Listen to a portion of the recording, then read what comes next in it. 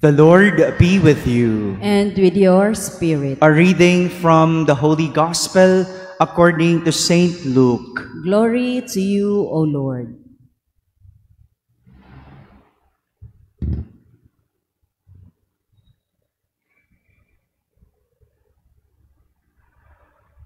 While the crowd was pressing in on Jesus and listening to the word of God, he was standing by the lake of Gennesaret. He saw two boats there alongside the lake. The fishermen had disembarked and were washing their nets. Getting into one of the boats, the one belonging to Simon, he asked him to put out a short distance from the shore. Then he sat down and taught the crowds from the boat. After he had finished speaking, he said to Simon, "Put out into deep water and lower your nets for a catch." Simon said in reply, "Master, we have worked hard all night and have caught nothing. But at your command, I will lower the nets." When they had done this, they caught a great number of fish, and their nets were tearing. They signaled to their partners in the other boat to come to help them. They came and filled both boats, so that the boats were in danger of sinking. When Simon Peter saw this, he fell at his knees of Jesus and said, "Depart from me, Lord, for I am a sinful man." For astonishment at the catch of fish they had made seized him and all those with him, and likewise James and John, the son of Zebedee, who were partners of Simon. Jesus said to Simon, "Do not be afraid. From now on, you will be catching men." When they brought their boats to the shore, they left everything and followed him. My friends, the Gospel of the Lord. Praise to you, Lord Jesus Christ. Good morning, my dear brothers and sisters. Good morning, Father. Fishing the whole night.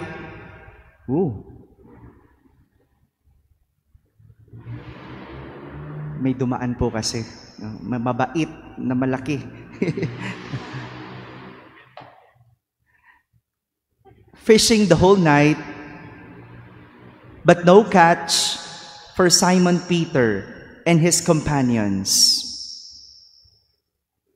This was what happened in our gospel today. Namangka, sumubok humuli ng isda, buong magdamag, ngunit walang nahuli. So upon seeing Simon and his companions disembarked and washing their nets, Jesus already knew what to tell them. Put out into deep water and lower your nets for a catch. Ihulog nyo ang inyong lambat at kayo'y makakakuha ng huli. Imagine a son of a carpenter teaching and commanding fishermen to drop and lower their nets for a catch, and in a broad daylight. Parang isang abogado nagtuturo sa isang doktor. Sa tingin mo, maniniwala ang doktor? Nagtuturong abogado tungkol sa medisina. First, what does a carpenter's son know about fishing? Second, fishing in a daylight. A real fisherman would not obey Jesus because he does not know what he is teaching. Sigurado ako, sasabihin pa ng isang mangingisda, mas marunong ka pa sa akin. Hindi mo alam ang sinasabi mo. Anong alam mo? Anak ka ng karpintero. Tuturuan mo ako, mangisda. But Simon Peter obeyed Jesus. Not because he is not a real fisherman, but because he is a believer of Jesus. He believes in Jesus because he believes Jesus not as a son of a carpenter, but the Son of God. Which means he knows better than anyone else. His knowledge is greater than that of an intelligent man. Remember last Monday when Jesus preached in the synagogue in his own native town? He was not accepted even if he had great knowledge and wisdom. Kahit na namamangha sila sa sinasabi ni Jesus, hindi siya pinaniwalaan. And last Tuesday, when he went to Capernaum, he preached in the synagogue. Everyone still was astonished, namangha, kasi nga magaling. And in Capernaum, in a different town, he was accepted. He even healed a possessed man. And yesterday, he healed the mother-in-law of Simon Peter. So look at the build-up. Yung mga pinakita ni Jesus na galing, hindi pa ba yon sapat para maniwala si Pedro na kahit hindi mangingisda si Jesus, alam niya ang sinasabi niya? This is also what St. Paul, in our first reading, is telling us about God. That the wisdom of the world is foolishness in the eyes of God.